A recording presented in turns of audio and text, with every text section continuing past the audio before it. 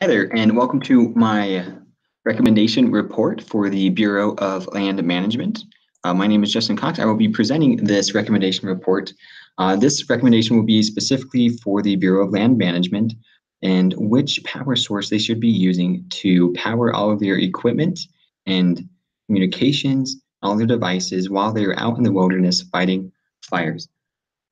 So these firefighters, they have certain circumstances when they're going to need power. They're going to need, obviously, they're going to need power when they are out in the wilderness fighting fires. They are also going to need it to power their base camp. So all of the tents that the firefighters are sleeping in, they're going to need to be able to power the devices and equipment that's in there. They're obviously going to need to power their communications, so their radios, and they're going to need to be able to power these work lights, these large work lights, so they're not working in the dark. Now, first, I'd like to point out some current problems that some of the power sources that we have right now today that are not quite up to par. A lot of power sources that we have, they are not portable. So it's not ideal to grab an extension cord, plug it into an outlet inside a house and run it out all the way to the wilderness so the firefighters can use that power source. That's not, for one, that's not going to be enough power, and it's not going to work out. It's going to be too complicated, and it's just not a great solution for the problem of finding a power source that the firefighters can use. Another issue with power sources is that the environment can cause issues. So for one instance, lightning can down some power lines, and there's not going to be any power for a large area for an extended amount of time. And the firefighters, they can't be connected to the grid, because if that power goes down, they're going to be without power. They're going to need their own power that is off-site.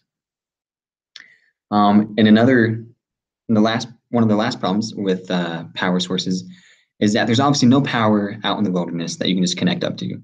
So we're gonna have to find a solution for the firefighters so they can have a generator that will be able to power all of their equipment.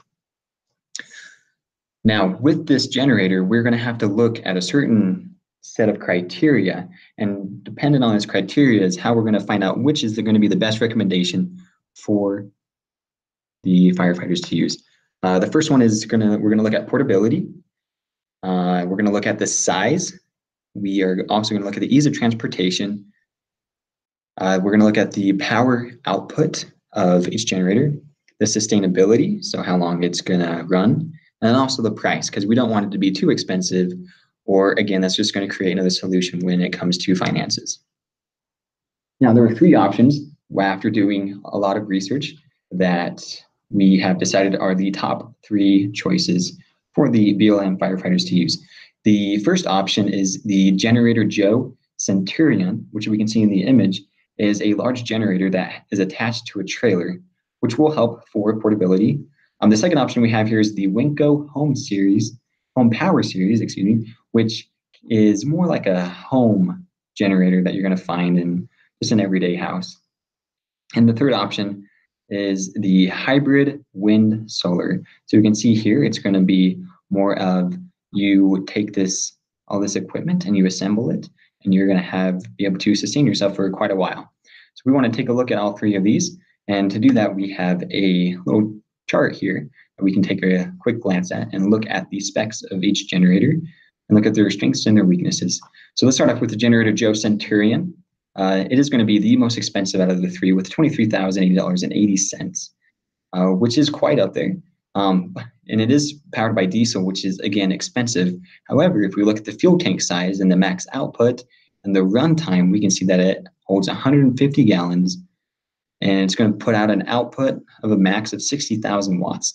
And it's going to run for almost a full day without requiring any extra needed attention.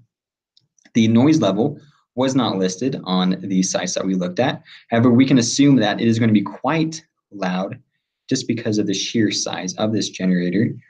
And so we're going to want to be able to put this a distance away from the encampment so it's not going to be too loud and too much of a disruption for the firefighters when they're trying to communicate with each other. The weight, again, is quite heavy. It's going to be 4,600 pounds, but it does have a trailer, which is going to help with its portability. And then the dimensions of it are going to be 170 inches by 75 by 105. So again, it's quite large. The second one here, we have the Winco generator, home power series that we were looking at. And this is the one that, again, like I said before, is going to be kind of the smaller one that you're going to find in a general home. But we just wanted to take a look at this just to kind of compare the difference between a stronger generator like the Generator Joe and then the smaller one like the Winco generator. Now the price here is going to be the most appealing out of the three. It's at $2,500. The fuel type is gasoline, so it's a lot cheaper. However, the fuel tank size is 7 gallons, and the output is only 5,500 watts, and it's only going to last for 7 hours before you need to fuel it back up again. The noise level is at 72 decibels at 7 feet. So we're looking at about the sound of a chainsaw. The weight is 224 pounds, and the dimensions is 32 by 22 by 22. So it's a lot smaller than the Generator Joe. However, it is a lot less power. And then the last option that we have here is the hybrid solar wind with the price of $22,603, which is up there with the Generator Joe. And the fuel type, however, is the most appealing, with it being sun and wind. So it's going to be quite sustainable. And the fuel tank size we're looking at depends on the battery. Depending on the battery, you're going to have a different power output. But with this battery that we have here listed, it's going to have a max output of 4,400 watts. And the runtime is going to, for the worst case, is going to be 12.5 hours. And that's without any sun or wind. And the best case is going to be indefinitely. So if you have at least wind or sun, it is going to be able to power devices. And the noise level is obviously it's going to be silent because it is generated by sun and wind, the power is. However, the weight is the largest out of the three, with it being 4,700 pounds, and the dimensions is for the batteries it's going to be that large.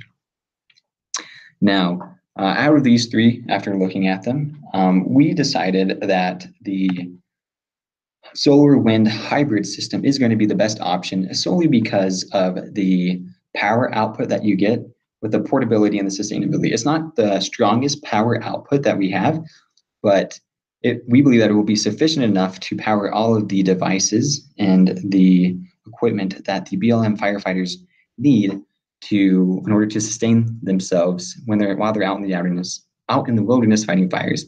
And my second choice would have to go to the Generator Joe for the sheer amount of power that it provides. It will be a larger expense overall, because you will not only have to spend the $20,000, but you also have to continue to buy diesel for it. Whereas with the solar wind, it's about the same price, but it will be able to pay for itself over a period of a few years of use. But that's my recommendation for the BLM firefighters, is to get the solar wind hybrid system. Please feel free to contact me. Thank you for watching.